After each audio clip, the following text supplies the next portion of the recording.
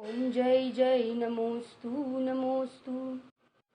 नमो अरन्ताणं नमो सिद्धाणं नमो आयर्याणं नमो वज्रायाणं नमो लोये सवसाहुणं नमः समयसाराय स्वानुभूत्या चकासते चित्स्वभावाय भावाय सर्वभावान्तरच्छिदे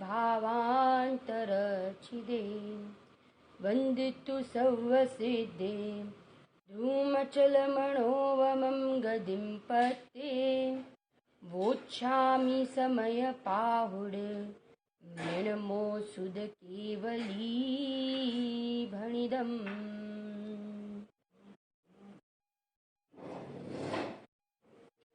ग्रंथादिराज समयसार कुंद आचार्य देव द्वारा रचित और उसके ऊपर अमृतचंद्र आचार्य देव ने आत्मख्याति नाम की टीका लिखी है। गुरुदेव श्री कहते थे कि भरत क्षेत्र में आत्मख्याति जैसी कोई टीका नहीं है। समयसार माने भरत क्षेत्र का भंडार, जिसमें अपने त्रिकाली ध्रुव भगवान आत्मा के ही गीत गाए हैं, मेरी बात है, मेरी प्रशंसा की है, मेरे स्वभाव को बताया है। ये बात सुनकर एक मोक्षार्थी, एक आत्मार्थी को प्रसन्नता, उल्लास, विनय आए बिना रहती नहीं है। कितना रोमांच हो जाता है जब अपनी बात चलती है। तो ये किसी और की बात नहीं है, परंतु ये मेरे हित की बात है। मुझे मेरा कल्याण करना है ये भव में, मुझे और कुछ नहीं चाहिए, मेरे स्वभाव के अलावा और कुछ नहीं चाहिए। धन की कीमत नहीं है, पैसे की कीमत नहीं है, अनुकूल सामग्री की कीमत नहीं है, क्षयोपशम ज्ञान की कीमत नहीं है, परंतु जो मेरा स्वभाव है ना, जो का त्यों वैसा का वैसा आता है ना, कि जो निगोद में सो ही मुझ में, सो ही मोक्ष मंजार। ऐसे स्वभाव के गीत एक एक गाथा में गाए हैं। ये कामधेनु, कल्प वृक्ष, अद्वितीय चक्षु, कितने विशेषण दिए समयसार के। 14 ब्रह्मांड का जिसमें निचोड़ है, द्वादशांग का निचोड़ जिसमें है। गुरुदेव श्री ने 45 साल इसके गीत गाए, 19 बार सभा में प्रवचन किए। पूरा जीवन समयसारमय हो गया था। एक समयसार के अलावा और कुछ नहीं दिखता था। ये समयसार ग्रंथादि राज, ग्रंथों का राजा, हमारे नरक और निगोद के द्वार बंद कराने वाला ये ग्रंथ।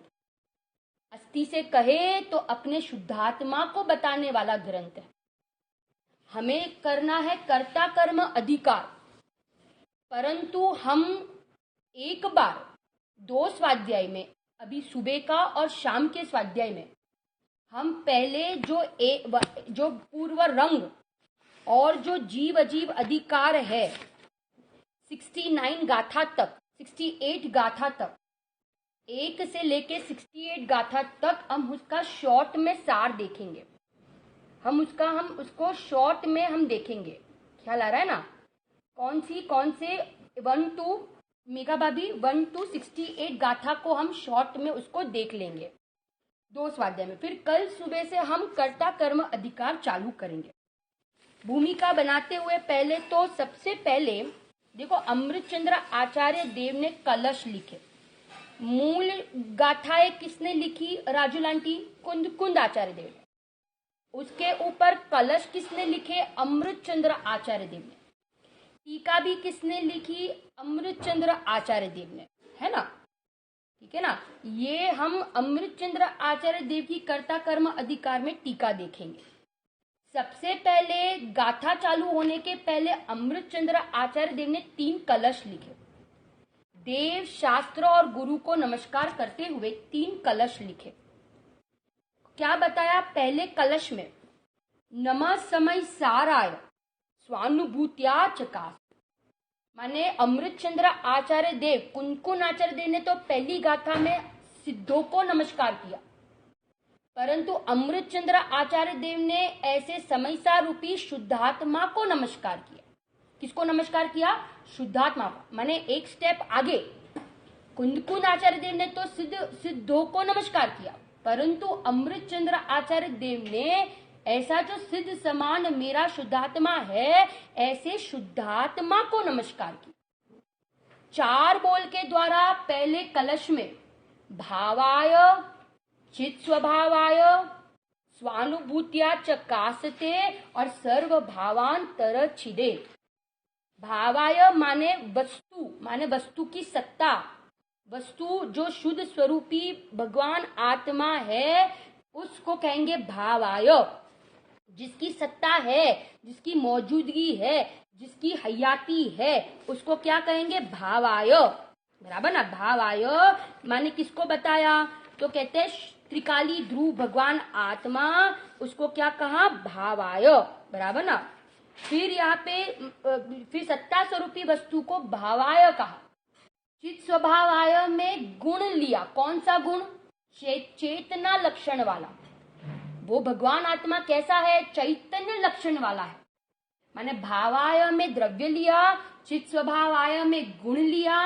कौन सा गुण? चैतन्य लक्षण वाला है।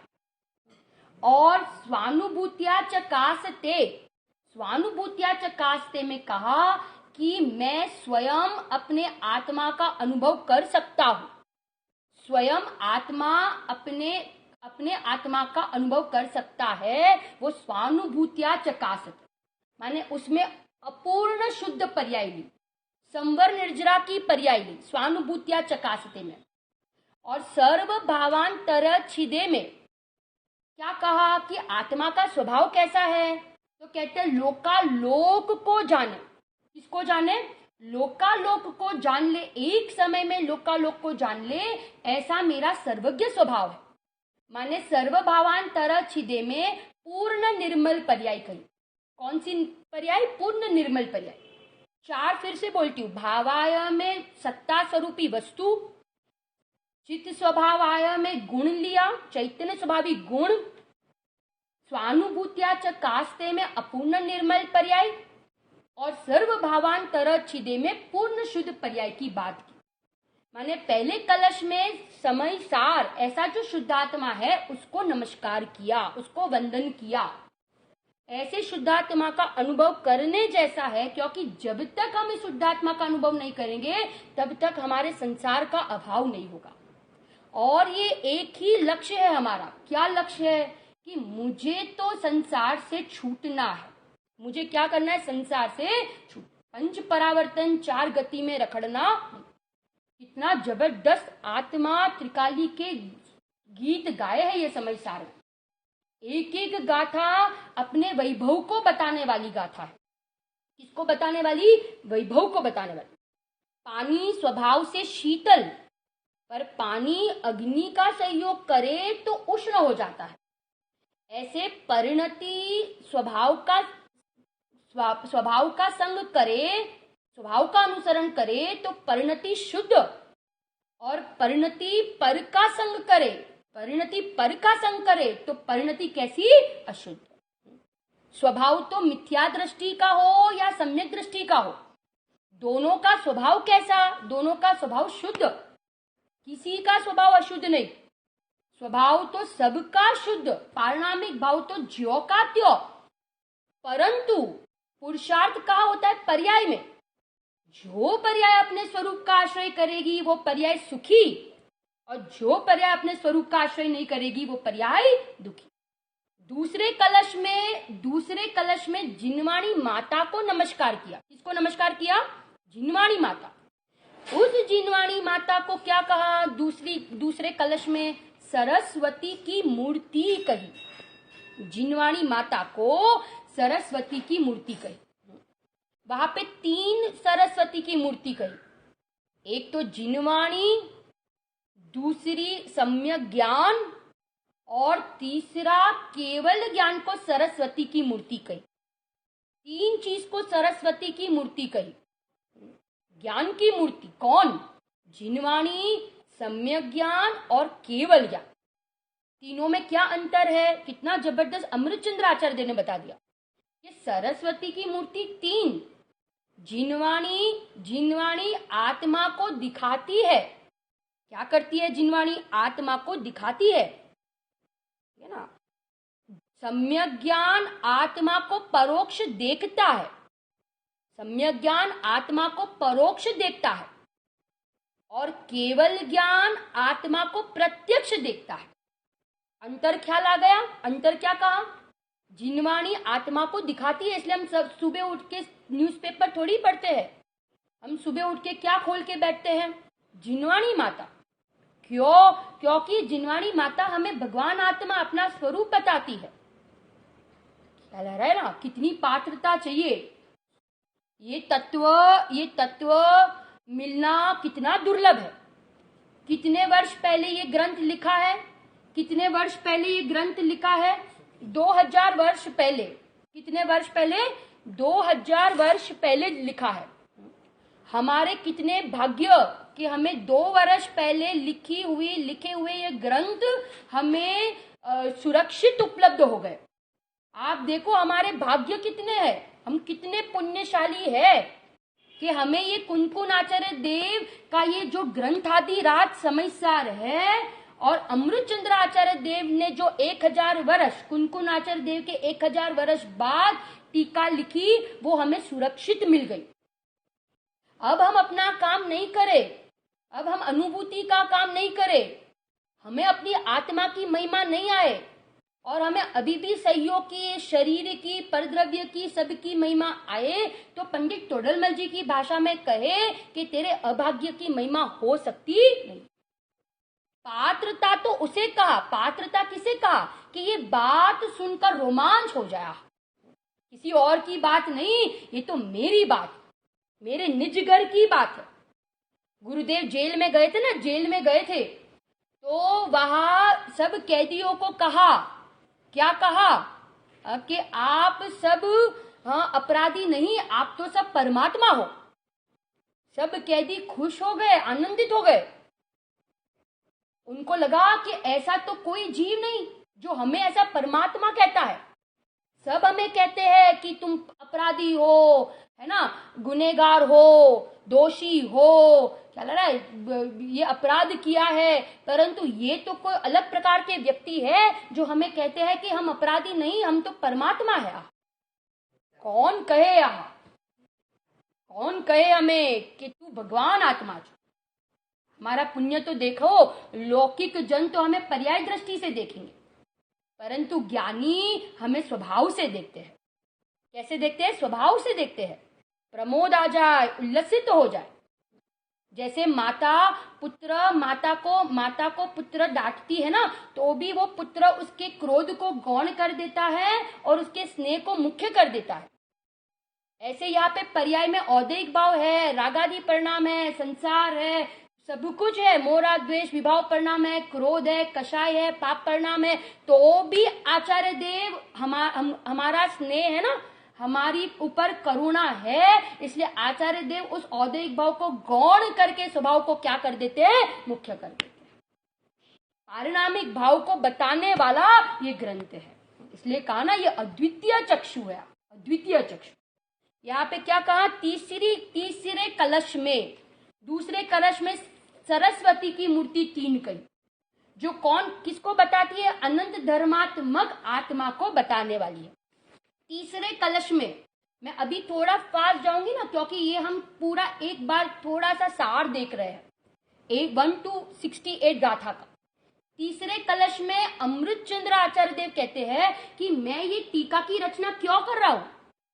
मुझे थोड़ी ना कोई ख्याति का लोभ है, मुझे प्रशंसा का लोभ है, मुझे जगत में मेरी प्रशंसा वाह वाह हो जाए, पुण्य बंद हो जाए, मुझे उसकी कोई चाह नहीं है।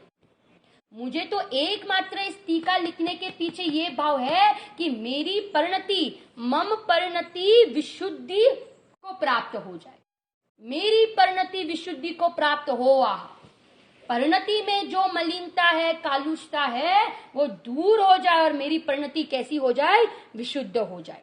तीसरे कलश में बात की है ना, तीसरे कलश में कौन सी मलिनता है आचार्य को, अमृतचंद्र आचार्य देव को कौन सी मलिनता, दर्शन मोह वाली नहीं, कौन सी, चारित्र मोह वाली। देखो आचार्य को मुनि दशा में, इतनी उत्कृष्ट दशा में भी वो अस्थिरता जन्य राग, संज्वलन कषाय का जो राग है वो सुहाता नहीं है। और यहाँ पे मिथ्यात्व है तो भी हम चैन की नींद सो रहे हैं, मोह निंद्रा में कैसे मस्त है हम, हमें पूरे दिन में ख्याल भी नहीं आता है कि ये मिथ्यात्व है, ये दुख का कारण है। हमें पूरे दिन में 1000 बार कोरोना वायरस तो याद आता है, पर पूरे दिन में एक बार भी हमें ये याद आता है कि अभी तक मुझे मेरा स्वभाव ऐसा जो अनादि अनंत अजर अमर तत्व, नौ कर्म, भाव कर्म, द्रव्य कर्म से रहित ऐसे शुद्धात्मा का हमें अभी तक भी क्या नहीं होता है, महिमा नहीं आती, रुचि नहीं आती। कितनी दरिद्रता है कि नहीं, विचार करो। ज्ञानियों ने 45 साल ये बात की, परंतु अभी भी हम सुबट है। यहाँ पंडित तोडरमल जी ने ये शब्द का प्रयोग किया है, सुबट है, माने इसका चित्त पिघलता नहीं है, इसके चित्त में वैराग्य नहीं आता है। ये हम देखते हैं ना, संसार की कितनी असारता बाहर में देखते हैं, परंतु उसके बीच में हमें ये शुद्धात्मा सारभूत कहाँ लगता है, नहीं लगता है। ये शुद्धात्मा सारभूत है, ये बताने वाला ये ग्रंथ है। पहली गाथा में कहा कि किसका वर्णन किया, पहली गाथा में सिद्धों का वर्णन किया। कैसी है वो सिद्ध दशा, कैसी है, तो 3 विशेषण कहे पहली गाथा में। क्या विशेषण कहे कि ध्रुव है, अचल है और अनुपम है। कैसी है सिद्ध दशा, ध्रुव, अचल और अनुपम। और कुनकुन आचार्य देव कहते हैं कि मैं समय प्रावृत कहूंगा, मैं ये प्रावृत को कहूंगा, परंतु मैं मेरे घर की बात नहीं कह रहा हूं। मैं किसका कहा हुआ कह रहा हूं, केवली और श्रुत केवली का कहा हुआ कह रहा हूं। मैं अपने घर की बात नहीं कह रहा हूं, मैं केवली और श्रुत केवली की बात कह रहा हूं। कौन सी बात, किस दशा का वर्णन किया पहली गाथा में, किस दशा का, तो कहते हैं कि यहाँ पे सिद्ध दशा का वर्णन किया। और कैसी है ये सिद्ध दशा, कैसी है ये सिद्ध दशा, तो कहते हैं ध्रुव है, अचल है और अनुपम है। अब यहाँ पे हमें इस सिद्ध दशा को प्राप्त करने की क्या करते हैं, प्रेरणा करते। सिद्धों को स्थापित किया, किसकी पर्याय में, अपनी और सारे जगत के जीवों की पर्याय में सिद्धों को बुलाया, सिद्धों की स्थापना की। और क्यों मैं ये कह रहा हूं, समय प्रावृत क्यों कह रहा हूं, क्योंकि मेरे और पर के कल्याण के लिए, किसके कल्याण के लिए, मेरे और पर के कल्याण के लिए, पर के हित के लिए मैं ये समय प्रावृत कहने जा रहा हूं। अब दूसरी गाथा में प्रश्न हुआ कि समय क्या है। दूसरी गाथा में प्रश्न किया कि समय क्या है। क्या प्रश्न किया मोनाली भाभी, कि समय क्या है। हाँ, समय क्या है। तो आचार्य देव, कुनकुन आचार्य देव ने कहा, क्या कहा, समय माने क्या, जो जाने और परिणमे। 2 चीज कही, जो जाने और परिणमे, उसका नाम समय। अब 6 द्रव्य में कौन जानता है और कौन साथ परिणमता है, एक साथ जाने और परिणमे, ऐसा कौन सा द्रव्य है, तो कहते हैं जीव द्रव्य। तो दूसरी गाथा में जीव द्रव्य को समय का, कि जो जानता है और परिणमता भी है, ऐसा जीव द्रव्य कौन है, तो कहते हैं समय है। उस समय के आचार्य ने 2 भेद किए। कितने भेद किए, 2, स्वसमय और पर समय। कितने भेद किए, स्वसमय और पर समय। यहाँ पे कहते हैं स्वसमय माने अपने शुद्धात्मा का स्मरण।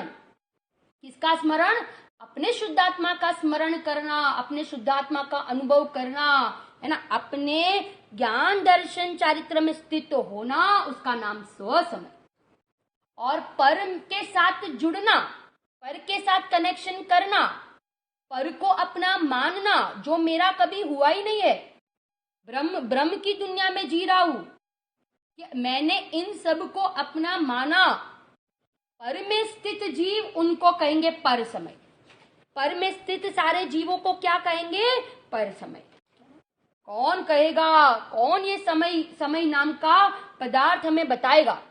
देखो, समय माने तो जीव द्रव्य, परंतु समय सार माने कौन? समय सार माने कौन? समय माने तो जीव, और समय सार माने जो जीव द्रव्य, द्रव्य कर्म, नौ कर्म और भाव कर्म से रहित है, ऐसा जो शुद्धात्मा है वो समय सार। समय माने तो पूरा प्रमाण का द्रव्य, समय माने प्रमाण का द्रव्य, द्रव्य गुण पर्यायात्मक पूरी वस्तु। परंतु सार, उसमें सार कौन? सार कौन? तो कहते हैं द्रव्य कर्म, नौ कर्म, भाव कर्म से रहित जो शुद्धात्मा है वो समय सार है। कौन है समय सार? हाँ, जो छठी गाथा में कहा, प्रमत नथी अप्रमत नथी एक ज्ञायक भाव। ये देशना मिलना कितना दुर्लभ है, और देशना मिलकर भी हमें इसकी बात सुनी नहीं, हमें ये बात रुचि नहीं, और रुचि सुनी तो भी हमने इसको जीवन में उतारा नहीं, इसकी अनुभूति नहीं की। इसलिए अनंत काल द्रव्यलिंग भी अनंत बार बने, परंतु संसार का अभाव, पंच परावर्तन का अभाव नहीं हुआ। एक काम नहीं किया, नियम सार में कहा ना, करने योग्य काम नहीं किया। क्या नहीं किया? रत्नत्रय की प्राप्ति नहीं की। अब आगे जाते हैं, दूसरी गाथा के बाद आती है तीसरी गाथा। स्वसमय पर समय, समय के भेद किए। अब तीसरी गाथा में कहा कि 6 द्रव्य, सारे 6 द्रव्यों को समय कहा। तीसरी गाथा में किसको समय कहा? कुसुमबेन किसको समय कहा? दिशाबेन तो कहते 6 द्रव्य, धाराबेन, प्रीति आंटी, सारे द्रव्य, ऑल 6 द्रव्य, सारे 6 द्रव्य कैसे? तो कहते समय। क्योंकि वह समय की परिभाषा कही। क्या समय की परिभाषा कही? कि जो अपने गुण पर्याय को प्राप्त है उसका नाम समय। बोलो, सारे द्रव्य गुण पर्याय को प्राप्त है कि नहीं? तो कहते हैं। इसलिए सारे द्रव्य, सारे 6 द्रव्य कौन है? समय। ख्याल आ रहा है? सारे 6 द्रव्य कौन? तो कहते हैं समय है। और वे 6 द्रव्य कैसे है? तो कहते हैं कि जगत में सुंदर है। क्यों सुंदर है? क्योंकि वे अपने अपने गुण पर्याय को प्राप्त है। कोई किसी रूप हुआ नहीं, कोई एक द्रव्य दूसरे रूप हुआ नहीं, एक द्रव्य दूसरे द्रव्य को स्पर्शता नहीं, अड़ता नहीं, चूमता नहीं, क्योंकि दो द्रव्य के चतुष्टय अलग अलग। एक का स्वद्रव्य क्षेत्र काल भाव अलग और दूसरे द्रव्य शरीर का स्वद्रव्य क्षेत्र काल भाव अलग। सबके चतुष्टय न्यारे न्यारे। इसलिए सारे जगत के द्रव्य कैसे हैं? सुंदर है। परंतु जब बंधन की कथा करेंगे, जुड़ने की, पर के साथ जुड़ने की, पर के साथ नाता जुड़ने की बात करेंगे तो वो बंधन की कथा खड़ी होगी। और वो बंधन की कथा क्या करती है? तो कहते हैं विसंवाद उत्पन्न करने वाली कथा है। इसलिए कहते हैं बंधन की कथा करो ही नहीं, पर के साथ जुड़ने की कथा करो ही नहीं, क्योंकि वो शोभायमान नहीं है। मेरे लिए वो शोभा वाली दशा नहीं है। और एक पना ही, जगत में एकत्व ही क्या है? सुंदर है। जगत में एकत्व ही क्या है? सुंदर। चिंतामणि रत्न हमें बता दिया, हमें प्राप्त हो गया, परंतु हमने उसको क्या माना? उसको कांच का टुकड़ा माना और उसकी हमने कीमत नहीं की। चिंतामणि रत्न के मिलने के बावजूद भी हमने उसकी कीमत नहीं की। हमने ये माना कि मैं क्षयोपशम ज्ञान वाला, मैं पढ़ने वाला, मैं पढ़ाने वाला, मैं औदैहिक भाव वाला, मैं बोलने वाला, परंतु एक चैतन्य चिंतामणि जो जानने वाला तत्व है उसकी हमने आज तक कदर नहीं की, आदर नहीं किया। यहाँ पे कहते हैं ना, रिक्शा वाले का दृष्टांत देते हैं ना कि है तो करोड़पति, परंतु रिक्शा चला रहा है, भान नहीं है कि मैं करोड़पति हूं।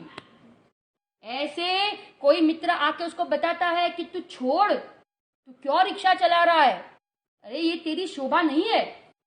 ऐसे गुरुदेव आचार्य सर्वज्ञ भगवान हमें कहते हैं, क्या कहते हैं? कि हूं तो मैं चैतन्य चिंतामणि रत्न, अनंत गुण से, ज्ञान से, सुख से, धर्मों से लबालब भरा हुआ, परंतु हम अपने आप को क्या मान रहे हैं? हम अपने आप को क्या मान रहे हैं? उदय वाले, ये रोग वाले, ये शरीर वाले, ये परिणाम वाले। अनादि काल से हमने अपने आप को पामर माना, पर ये समयसार ग्रंथ हमें कहता है कि हम पामर नहीं, हम परमात्मा। पामर नहीं प्रभु छु एवा पाठ भणाव्या, दिव्य दृष्टि ना दान गुरु आपे कराव्या।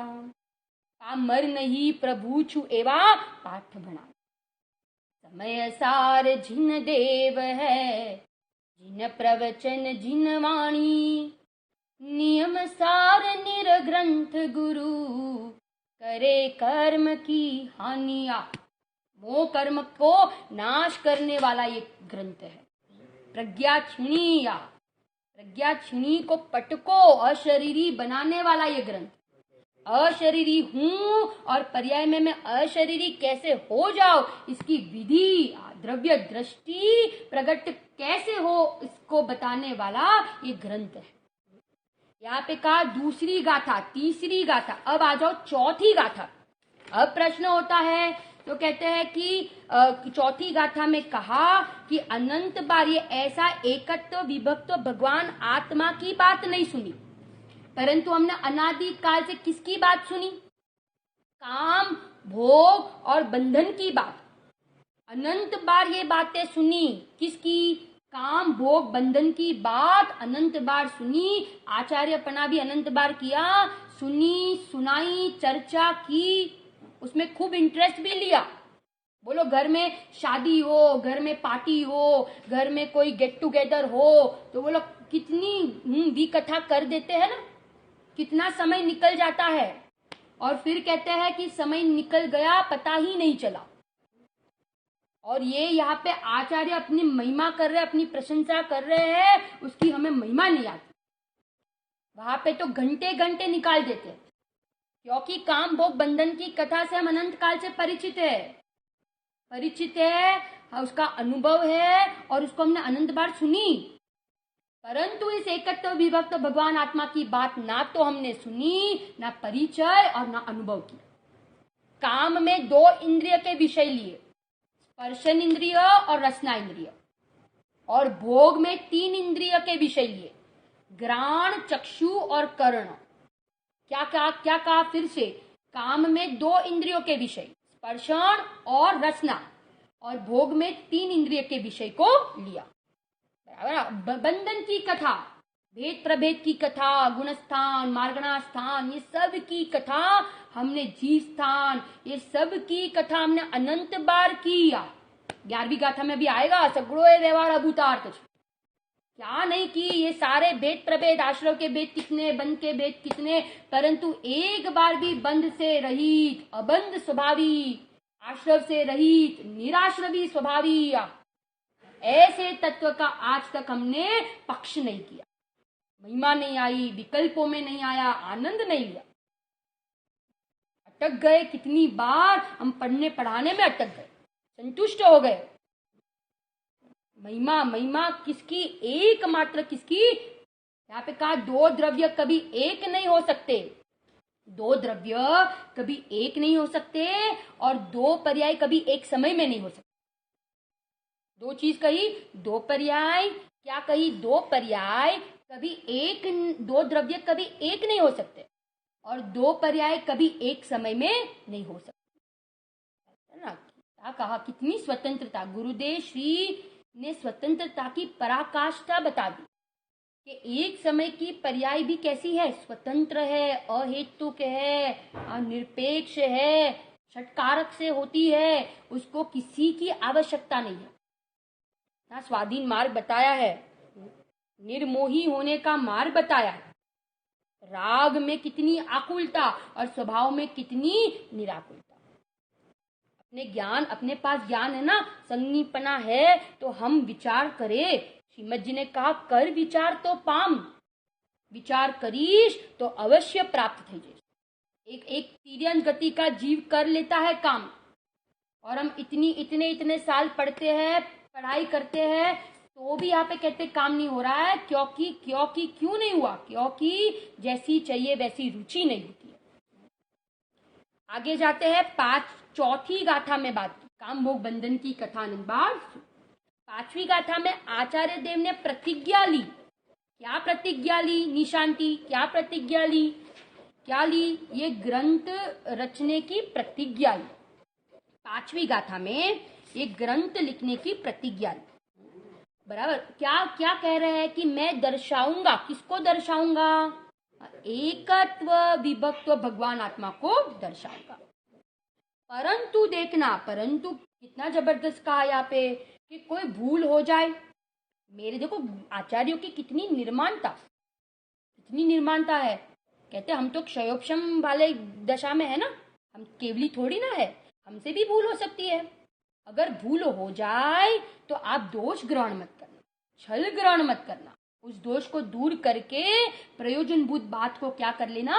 ग्रहण कर लेना। हमारी प्रयोजनभूत बात में कोई गलती नहीं होगी, परंतु व्याकरण में, अलंकार में कहीं ऐसी कोई भूल हो तो उसको आप छोड़ देना, उसको गौण कर देना, है ना। और जो प्रयोजनभूत बात हो उसको ग्रहण कर देना। कितनी लघुता बताई आचार्य देव। कहा 3 कषाय चौकड़ी के अभाव वाले मुनिराज, 6ठे 7वें में जुड़ने वाले मुनिराज, और देखो उनकी कितनी लघुता है। वे हमसे कहते हैं कि हमसे कोई भूल हो जाए, क्या लग रहा है, तो दोष ग्रहण मत करना। यहाँ पे 4 प्रकार के वैभव से कुनकुन आचार्य कहते हैं कि मैं एकत्व विभक्त भगवान आत्मा को दर्शाऊंगा। कौन सी 4 चीज बताई? तो कहते हैं कि आगम का सेवन, उन्होंने अपना वैभव कैसे प्रकट किया? तो 4 चीज बताई। आगम का सेवन, युक्ति का अवलंबन, पर और अपर गुरु का उपदेश, और स्वानुभव से प्रमाण। क्या करना? स्वानुभव से प्रमाण। हम कह रहे हैं इसलिए मान मत लेना। हम कह रहे हैं, हम लौकिक में कोई हमें ऐसा ही कहते हैं तो हम मान लेते हैं क्या? हम नहीं मानते ना। हम उसको परीक्षा करते हैं कि नहीं और फिर मानते हैं। हम ऐसे कैसे थोड़ी मान लेते हैं लौकिक में। ऐसे यहाँ पे कह रहे हैं कि हम कह रहे हैं इसलिए मान मत लेना, परंतु स्वानुभव से क्या करना? प्रमाण करना। आगम का सेवन, युक्ति का अवलंबन, पर अपर गुरु का उपदेश, और स्वानुभव से प्रमाण। 4 स्टेप्स बताए। और ऐसे मेरे वैभव से मैं एकत्व विभक्त भगवान आत्मा को दर्शाने की प्रतिज्ञा करता हूं। आ जाओ छठी गाथा। छठी गाथा माने समय सार का प्राण। छठी गाथा माने क्या है? समय सार का प्राण। क्या कहा? 2 लाइन में तो पूरा द्वादशांग भर दिया, दिव्य ध्वनि का सार कह दिया। नथी अप्रमत के प्रमत नथी जे, एक ज्ञायक भाव छे, ए रीत शुद्ध कथायने जे, ज्ञात ते तो तेज छे। छठी गाथा में कहा कि ऐसा त्रिकाली ध्रुव भगवान आत्मा प्रमद भी नहीं और अप्रमद भी नहीं। क्या नहीं है? प्रमद भी नहीं और अप्रमद भी नहीं। प्रमद माने क्या? 1 से 6 गुणस्थान वाली जो दशा है वो प्रमद दशा, और 7 से आगे सारे गुणस्थान है वो अप्रमद दशा। प्रमद वाली दशा वाला भी मैं नहीं और अप्रमद दशा वाला भी मैं तो ज्ञाय, मैं तो ज्यो का त्यो। मैंने छठी गाथा में पर्याय भेद का निषेध किया। पर्याय भेद, पर्याय भेद वाला भी मैं नहीं। तो अन्य की तो क्या बात करे, अन्य की तो क्या बात करे, उसकी तो हम क्या बात करें। स्वभाव ने अपने त्रैकालिक पने को कभी छोड़ा नहीं। और विभाव कैसे है? विभाव क्षणिक है, विभाव क्षणिक है और स्वभाव त्रैकालिक है। अनादि काल से मेरा स्वभाव यहाँ पे कहा प्रमद भी नहीं हुआ और अप्रमद भी नहीं हुआ। ज्यो का त्यो। कैसा है? ज्यो का त्यो स्वभाव। प्रमद भी नहीं और अप्रमद भी नहीं। कैसा नहीं? प्रमद नहीं और प्रमद नहीं। अब ऐसा कहा, ऐसा ये आत्मा, इसलिए आत्मा कैसा है? शुद्ध है। दूसरी लाइन में कहा ना, इसलिए आत्मा कैसा है? शुद्ध है। शुद्ध है। अब कहते हैं कि जिसको ऐसा आत्मा ज्ञात हुआ तो पता चला कि वो तो ज्यो का त्यो, એ જ્ઞાત તે તો તેજ છે યાર, वही है जो का त्यों, उसमें कोई परिवर्तन नहीं हुआ, ना वो प्रमत रूप हुआ है और ना वो अप्रमत रूप हुआ है। सारी पर्यायों से मेरा त्रिकाली ध्रुव भगवान आत्मा कैसा है? भिन्न है। ना मेरा जन्म है, ना मेरा मरण है, ना मेरा किसी के साथ संयोग हुआ है, ना मेरे में से कुछ वियोग हुआ है, ना मेरा उत्पाद हुआ है, ना मेरा व्यय हुआ है। मैं तो सबसे न्यारा, सबसे भिन्न। जैसे सीता जी के चित्त में एक राम थे, ऐसे ज्ञानी के चित्त में ऐसा प्रमत नहीं अप्रमत नहीं एक ज्ञायक भाव है। ऐसे ये छठी गाथा, ये तो समय सार का प्राण है, जहाँ पे एक शुद्धात्मा की बात कही, शुद्धात्मा को दर्शाया। सब कुछ बार में कुछ नहीं करना, आत्मा तो अकर्ता, आत्मा अखंड, आत्मा अभेद, सारी पर्यायों से कैसा है? न्यारा। पानी ने अपने शीतल स्वभाव को नहीं छोड़ा, अग्नि ने अपने उष्ण स्वभाव को नहीं छोड़ा, साकर ने अपने मीठा स्वभाव को नहीं छोड़ा। ऐसे त्रिकाली ध्रुव भगवान आत्मा ने कभी अपने ज्ञान स्वभाव को नहीं छोड़ा, अपने ज्ञाता स्वभाव को नहीं छोड़ा। सातवीं गाथा पे आओ, सातवीं गाथा में क्या कहा? तो सारे गुण भेद, पर्याय गुण भेद का निषेध कर दिया। छठी में पर्याय भेद का निषेध किया और सातवीं में गुण भेद का निषेध कर दिया। किसका निषेध किया? गुण भेद का। माने ज्ञान वाला, दर्शन वाला, चारित्र वाला, ये भेद वाला भी आत्मा नहीं हुआ। कौन से भेद वाला? ज्ञान, दर्शन, चारित्र आदि भेद वाला भी मैं नहीं हुआ हूं।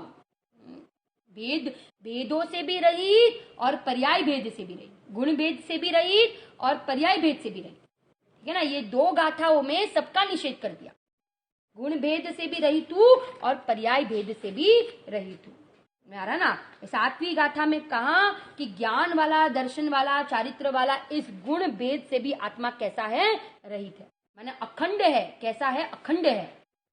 आठवीं गाथा में अब कहा, आठवीं गाथा में कहा कि आज तक ऐसे आत्मा का अनुभव नहीं हुआ है ना, अभेद आत्मा का, अखंड आत्मा का। इसीलिए यहाँ पे कहा कि अनार्य को अनार्य भाषा के बिना समझ में नहीं आएगा। माने म्लेच्छ को समझाना है तो उसको म्लेच्छ भाषा में ही समझाना पड़ेगा। ऐसे व्यवहारी जन को व्यवहार की भाषा से ही समझाना पड़ेगा, भेद करके समझाना पड़ेगा। व्यवहार का काम है भेद करके समझाना। किसको समझाना? निश्चय को समझाना। इसलिए आठवीं गाथा में इतना भेद खड़ा किया, इतना व्यवहार खड़ा किया, क्या भेद खड़ा किया कि ज्ञान वाला, दर्शन वाला और चारित्र वाला सो आत्मा। देखो इतना, यही सच्चा व्यवहार है। अपन तो कितने लंबे लंबे व्यवहार करते हैं, ख्याल रहा ना, परंतु यहाँ पे कह रहे हैं कि इतना भेद मात्र, ये इतना भेद करो और आत्मा समझ में आ जाएगा। कितना भेद कहा? ज्ञान वाला, दर्शन वाला और चारित्र वाला, ये आत्मा है। ये भेद किया, बस इस भेद करने, इसके भेद से ये अभेद आत्मा को समझ जाता है। आठवीं गाथा में कहा अनार्य को अनार्य भाषा में ही समझाना पड़ता है। अब आगे कहा नौवीं दसवीं गाथा।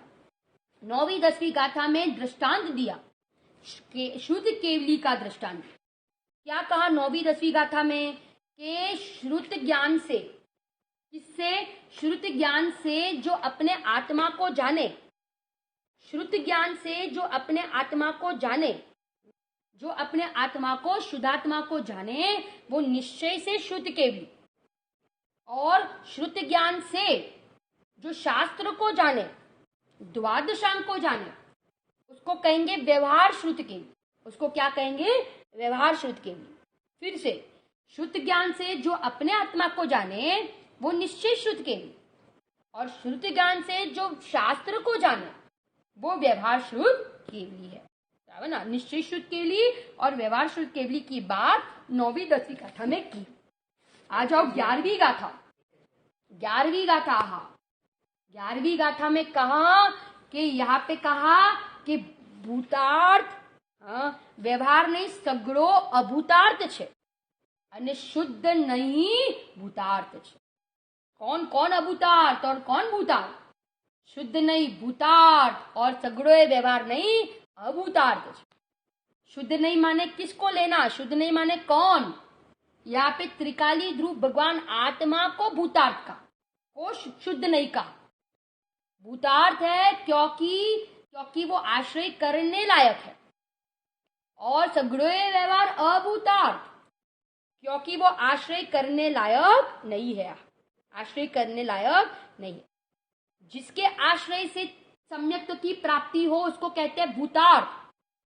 जिसके आश्रय से सम्यक्त की प्राप्ति हो उसको कहते हैं भूतार्थ, और जिसके आश्रय से सम्यक्त की प्राप्ति ना हो उसको कहते हैं अभूतार्थ।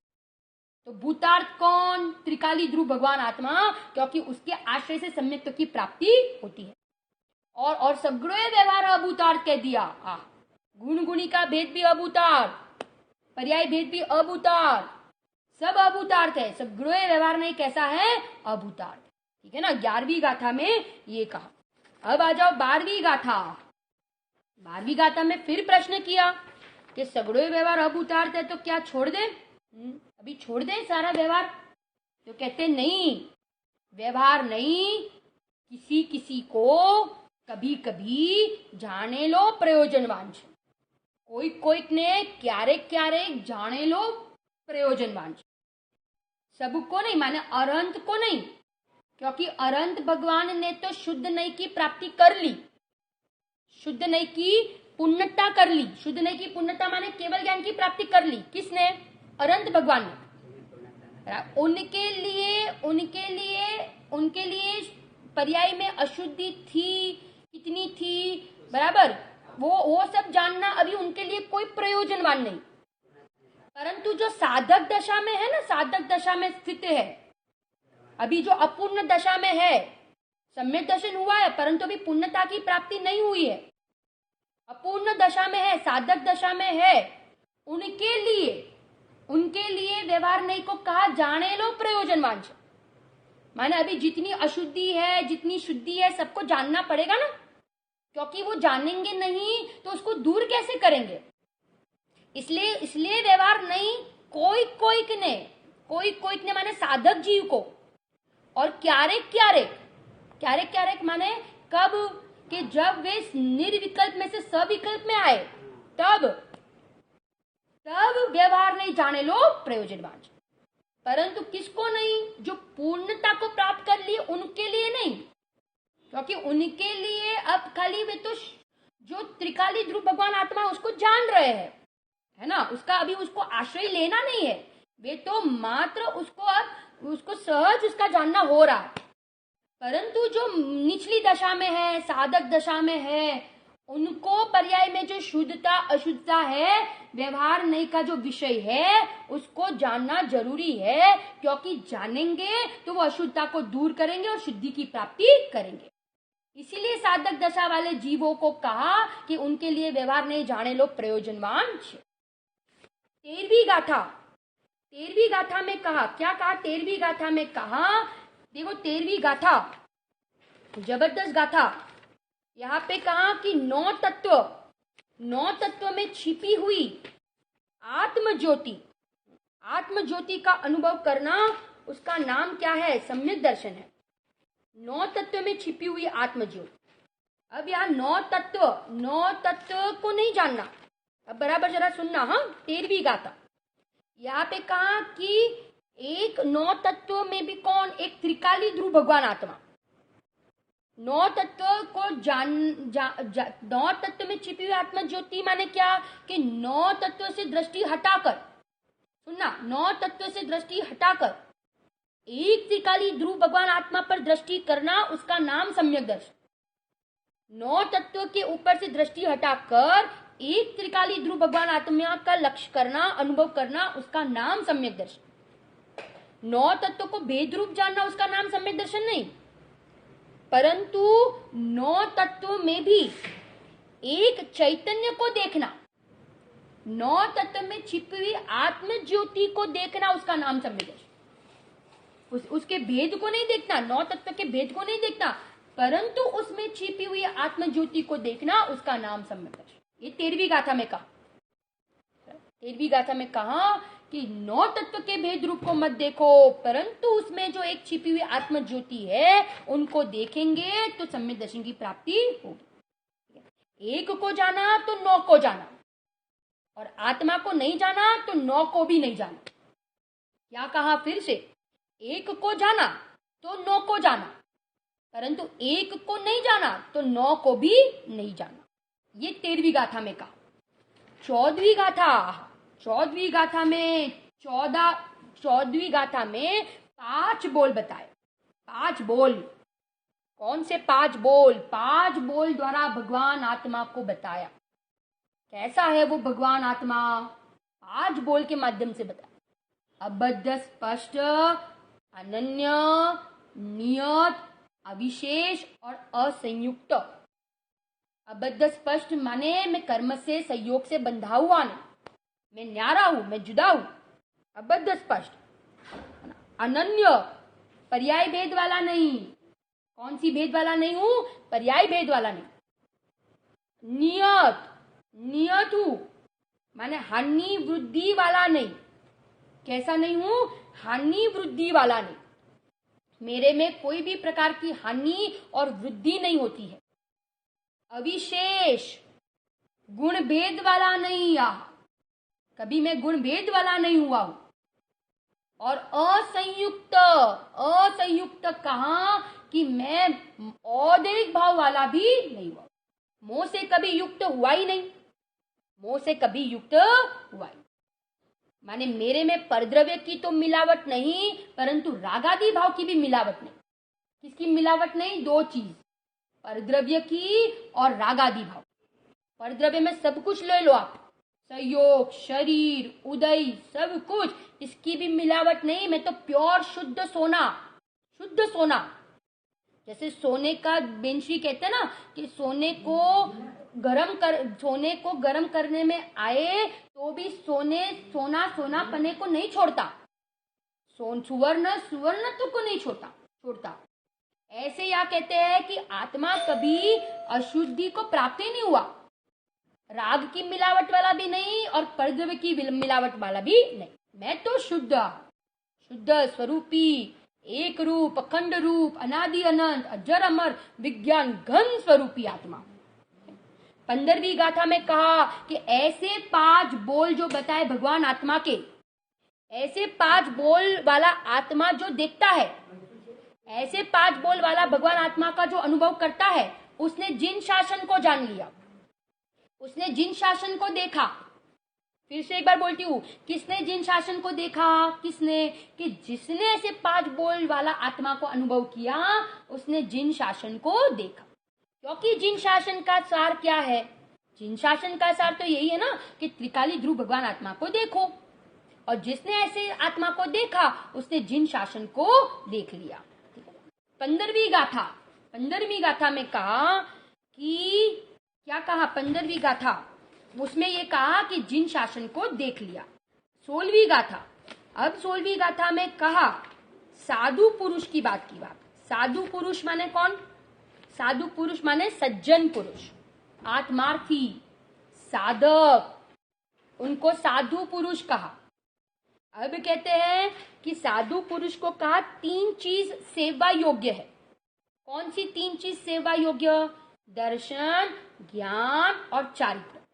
ये 3 चीज का सेवन करने जैसा है। अब भेद से कहो तो ज्ञान, दर्शन, चारित्र की सेवा करो, और अभेद से कहो तो एक आत्मा की सेवा करो। क्योंकि देखो, रत्नत्रयी और आत्मा कोई अलग अलग नहीं है। दर्शन, ज्ञान, चारित्र की पर्याय आत्मा कोई अलग अलग है कि एक ही है ना? अलग अलग नहीं है। तो भेद से कहेंगे तो रत्नत्रयी की सेवा कहो, ऐसा कहा। और अभेद से कहेंगे, जयश्री आंटी, अभेद से कहेंगे तो क्या कहेंगे? कि आत्मा की सेवा करो। किसकी सेवा करो? आत्मा की सेवा करो। ये 16वीं गाथा में कहा। 16वीं गाथा में क्या कहा? कि रत्नत्रय की सेवा करो। भेद से कहा रत्नत्रय की सेवा करो, ये कहना व्यवहार नहीं का कथन, और आत्मा की सेवा करो ऐसा कहना निश्चय नहीं का कथन।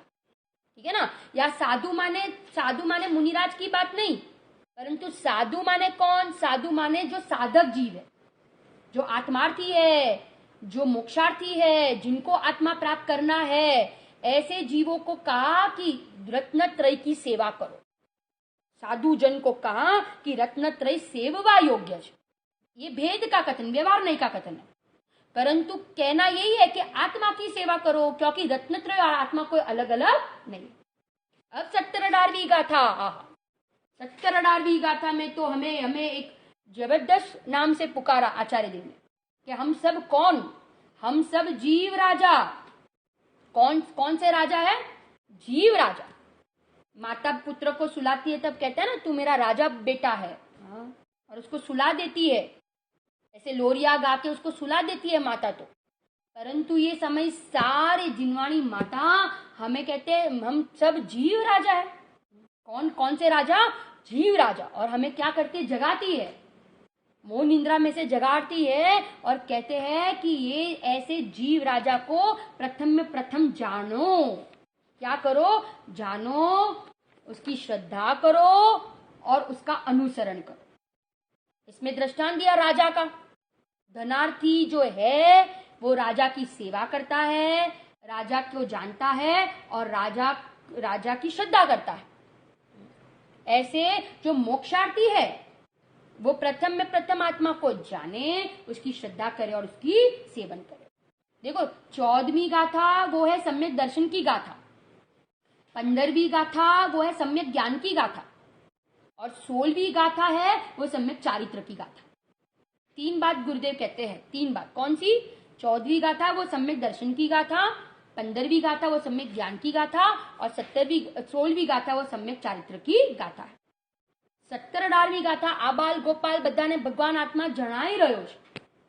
आबाले गोपाले सर्व जीवोने जानन हार जणाई રહ્યો रे, आत्म तारी भक्ति मां भिंजाई गयो रे। तो फिर आपका प्रश्न होगा कि जणाई રહ્યો છે तो फिर जानो ऐसा क्यों कहते हैं? ऐसा उपदेश क्यों दिया कि जानो? रोज कहते गुरुदेव कि ऐसे भगवान आत्मा को जानो। तो कहते जानने में तो सबको आ रहा है, आबाल गोपाल सबको आ रहा है, सबको आ रहा है, परंतु उसके ऊपर लक्ष्य नहीं ना। लक्ष्य किसके ऊपर है? लक्ष्य राग के ऊपर, लक्ष्य पर्याय के ऊपर, लक्ष्य औदैहिक भाव के ऊपर, लक्ष्य उदय के ऊपर, लक्ष्य शरीर के ऊपर, लक्ष्य कोरोना वायरस के ऊपर। तो फिर ये आत्मा जानने में आने पर भी आनंद कहाँ आ रहा है? नहीं आ रहा ना। क्यों नहीं आ रहा है? क्योंकि उसका लक्ष्य करेंगे तो आनंद आएगा। इसलिए जानने में आने के बावजूद भी आचार्य कहते हैं कि उसको जानो, क्योंकि जो जानने में आ रहा है वो मैं ही हूं। जो जानने में आ रहा है वो मैं हूं। समझ में आ रहा है? नहीं समझा? जो जानने में आ रहा है वो ही मैं हूं, बराबर ना। माने ज्ञान और ज्ञायक कोई अलग अलग नहीं है। जानने की पर्याय वही आत्मा है। जहां वो है वहां आत्मा, और जहां आत्मा वहां जानने की पर्याय। जानने वाला भी मैं और जानने में आने वाला भी मैं। दो चीज फिर से, जानने वाला भी मैं और जानने में आने वाला भी मैं। और ऐसे भगवान आत्मा जब दृष्टि में आ जाए, जब ज्ञान का गे बन जाए, है ना, तो तब हमें आनंद आए बिना रहेगा। अब आगे कहते हैं 18वीं गाथा, 19वीं गाथा में प्रश्न का। अब देखो जिज्ञासा हुई शिष्य को, तो प्रश्न किया, तो फिर मैं कब तक अप्रतिबुद्ध रहूंगा? अनुराधा आंटी प्रश्न किया, समझ में आया? तो उसके लिए जवाब दिया 19वीं गाथा में कि जब तक हम नो कर्म को अपना मानेंगे, जब तक किसको अपना मानेंगे? कर्म नो कर्म को अपना मानेंगे, तब तक हम क्या रहेंगे? अप्रतिबुद्ध रहेंगे। तो प्रतिबुद्ध होने के लिए क्या करना पड़ेगा? कर्म नो कर्म से एकत्व बुद्धि तोड़नी होगी और स्वभाव से एकत्व बुद्धि करनी होगी। 19वीं गाथा में समझ में आया? जैसे हमें कोई रोग हुआ है, फ्रैक्चर हुआ है, तो प्लास्टर बंधा है, तो सबसे पहले वो पेशेंट डॉक्टर के पास जाके क्या प्रश्न करता है कि डॉक्टर कब तक ये प्लास्टर रहेगा? ऐसे कालवाचक गाथा है कि कब तक मैं अप्रतिबुद्ध रहूंगा, कब तक ये अप्रतिबुद्ध रहूंगा? तो जवाब दिया, जब तक कर्म नो कर्म में अपनत्व बुद्धि होगी तब तक अप्रतिबुद्ध। और जब अपनत्व बुद्धि टूटी और अपने में अपनापन स्थापित हुआ, अपने को अपने आत्मा की रुचि हुई, निर्णय हुआ, अनुभव हुआ कि मैं तो ज्ञायक ही हूं, मैं तो जानने वाला ही हूं, ऐसा अनुभव निर्णय हुआ तो अप्रतिबुद्ध में से क्या हो गया? प्रतिबुद्ध हो गया। अज्ञानी में से ज्ञानी। कितना समय लगता है बोलो? एक समय में हो जाए ये काम। और अपन कितना काल निकाल दिया, अनंत काल चला गया, परंतु ये काम एक समय में हो जाए, ऐसा काम। 20, 21, 22 तीन गाथा का जोड़ा आता है। 20, 21, 22 20, 21, 22 में कहा देखो इस जीव की मूढ़ता कितनी है, मिथ्या मान्यता कितनी है, ये मिथ्यात्व के संस्कार कितने गहन है कि ये क्या करता है, ये तीनों काल की पर्याय में एकत्वपना करता है। तीनों काल की पर्याय में ये क्या कहता है कि वर्तमान में ये सहयोग मेरे है और मैं इनका हूं। सचित अचित, सचित माने जीव सहित और अचित माने जीव रहित। जो भी ये घर ये सब है ना, ये सब मेरे, और स्त्री पुत्र आदि सब मेरे। ये मेरे वर्तमान का, ये मेरे और मैं इनका। भूतकाल में जो ये भूतकाल में मैं उनका था और ये मेरे थे, और भविष्य काल में इनका होऊंगा और ये मेरे होंगे। माने तीनों काल की पर्यायों में एकत्र चल रहा है।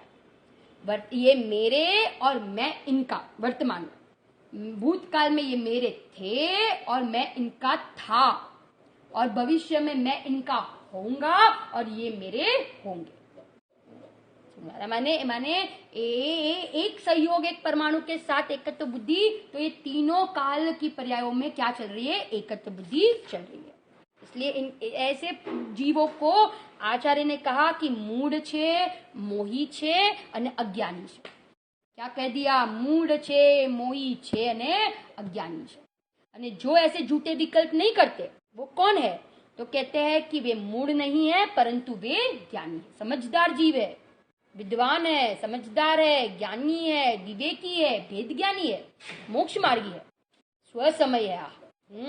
अब कहते हैं आगे, और 3 गाथा, आज की अंतिम 3 गाथा 25 तक हम देखेंगे आज, अभी शाम को 26 से लेके 68 तक है ना, हम गाथा देखेंगे।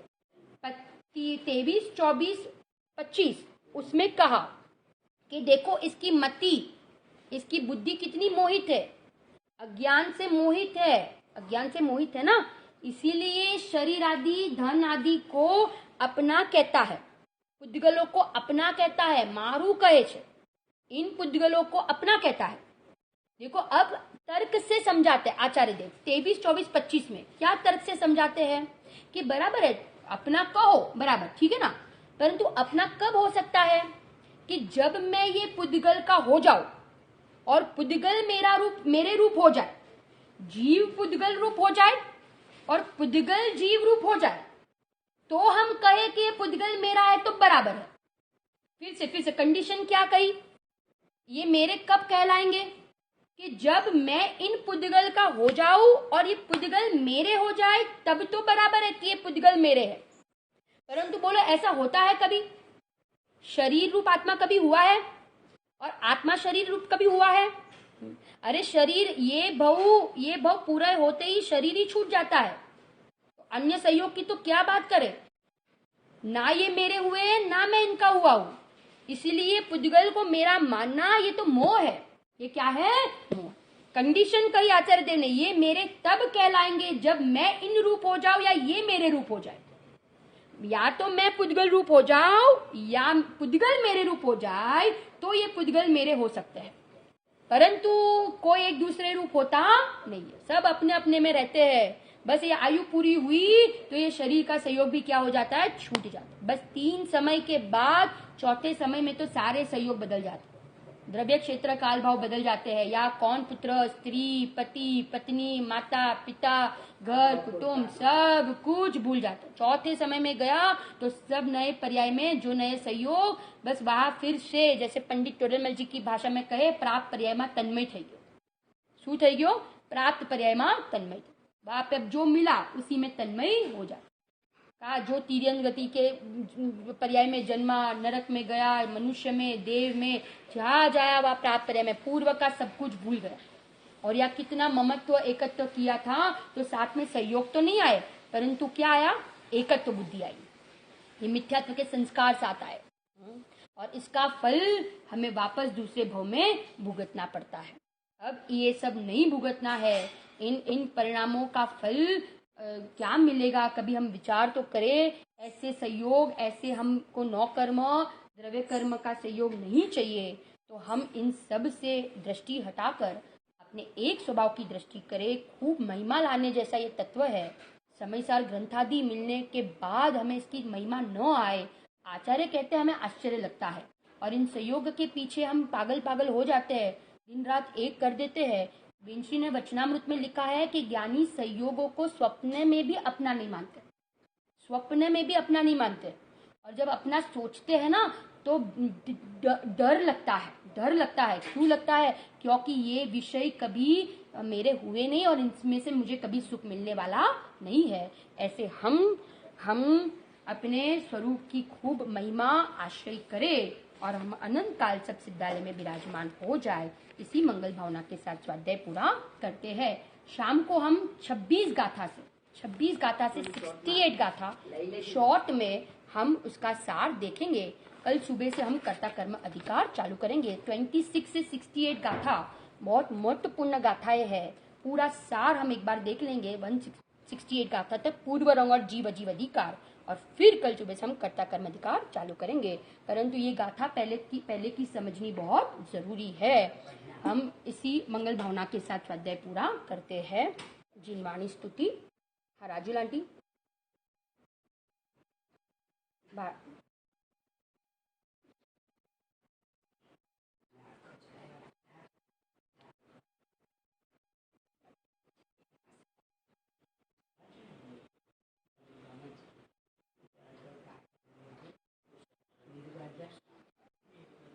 एक मिनट है राजू आंटी, हो नहीं रहा है अनम्यूट।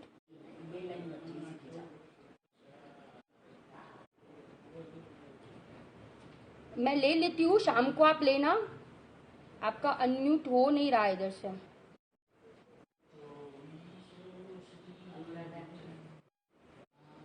निज निधि निज में बताई यह अनंत उपकार है। इसके लिए जिन वाणी माँ को वंदना शत बार है, वंदना शत बार है। बोलो बोलो अम भक्तो ना उपकारी अनंत अनंत तीर्थंकरो नो जय हो। बोलो महाविदेव क्षेत्र में विराजमान सिमंदर भगवान नो जय हो। छठा सातवा में झूलवाड़ा सर्व भावलिंगी मुनिराज नो जय हो। शादवाद में एकांत में नित्य बोधिनी जिनवाणी मात नो जय हो। बोलो प्रसन्नमूर्ति भगवती मात नो जय हो। जिन शासन नो जैन धर्म नो जय हो।